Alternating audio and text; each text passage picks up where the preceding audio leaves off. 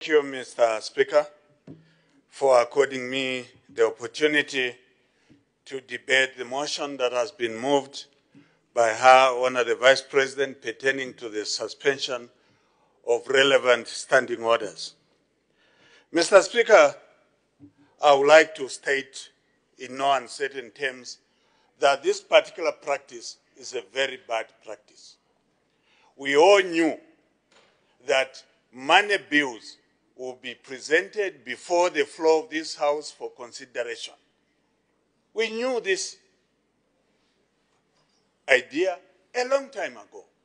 It's unfair and it's not in the interest of any member of parliament and members of the public to introduce bills at the last minute so that there is no consultation over these bills. We have always been advised by the government that when bills are presented on the floor of the House, it's incumbent upon members of parliament to consult their electorate. But how are we going to do it if we are suspending the standing orders? All the stages of these bills are going to be debated within that particular sitting or day. It's unfair and it's not in the interest of anybody. I hope that in future, this bad practice by the PF will not continue to be applied on the floor of this House. Mr. Speaker, Her Honor the Vice President, in her motion, she raised a number of very pertinent issues that affect the people of Zambia. I would like to comment on one or two of the issues she has raised. She has implored us as members of parliament to go to our constituencies and sensitize our members to register as voters. I agree that that is our responsibility. But, Mr. Speaker, we have been raising this issue on the floor of this House pertaining to the registration of voters vis-à-vis the issuance of national registration cards. I have no doubt in my mind, Mr. Speaker, that a lot of our people have been deliberately disfranchised by the PF by not issuing NRCs. People in Western Province in particular, Mr. Speaker, have been disfranchised. The mobile registration, issuance of registration cards did not reach 50% of the areas that were targeted in Western Province. The same scenario obtains in Southern Province, Central and parts of Lusaka.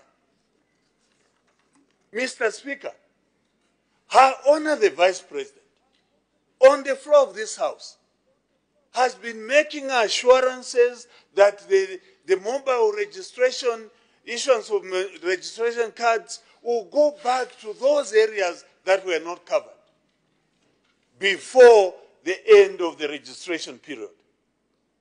Mr. Speaker, we are remaining with approximately 4 days before the end of the registration period. As far as we're concerned, no movement whatsoever is taking place in Western, Southern parts of Lusaka, and in particular those provinces that were in the second phase.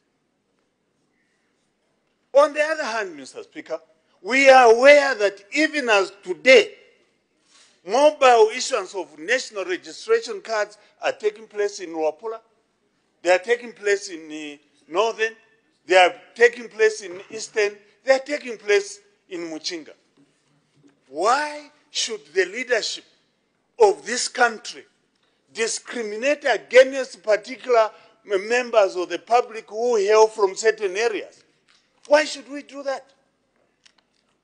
You, Your Honor, Madam Vice President, you have been on record on the floor of this House that PF is now the dominant party in the Western Province. Why are you defranchising your members in Western Province where you are saying now you are the controlling party? Why? The members of UPND who hail from Western Province had a meeting with you, Your Honor. And you made an assurance to them that something was going to be done pertaining to the issuance of NRCs. Would I be wrong, through you, Mr. Speaker, to insinuate that members of your cabinet have no respect for you? Because you have made commitments on the floor of the House, but nothing has been done.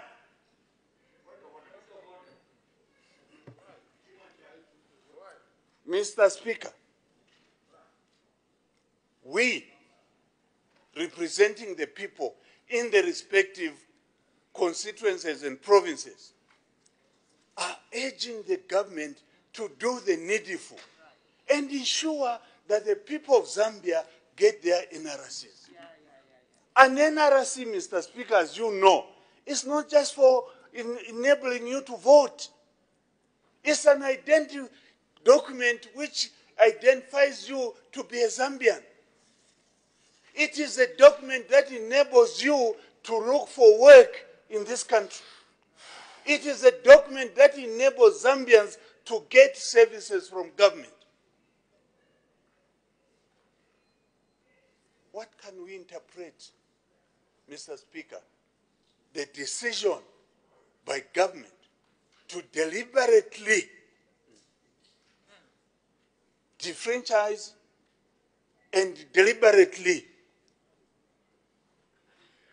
violate the rights of the people of Western, Southern, Central, and Lusaka who were in the second phase. What interpretation can we give? We expect, Mr. Speaker, when the Vice President of the Republic of Zambia makes an assurance and pronouncement on the floor of this House, those pronouncements are carried by her cabinet. But those are not being done, Mr. Speaker.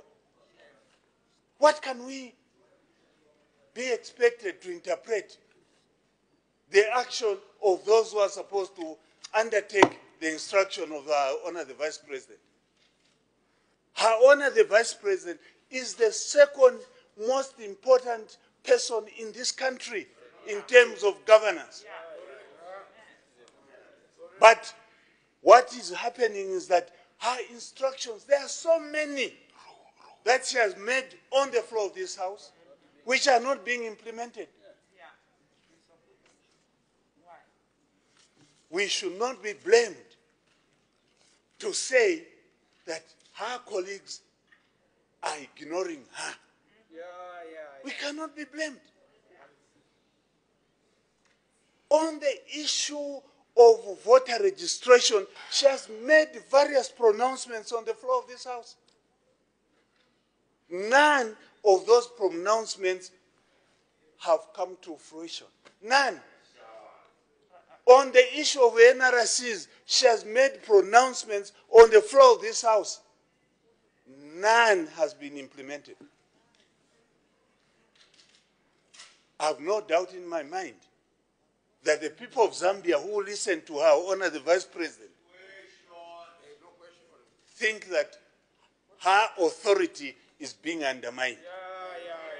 If her authority is not being undermined, we want those instructions she has been giving on the floor of this House to be implemented. We want them to be implemented, Mr. Speaker. There is nothing more we are asking on behalf of the people of Western, Southern, Lusaka, and Central provinces. The registration of the issuance of registration cards were discarded within 5 days of its being extended. It was not, rather, the 5 days extension was not implemented.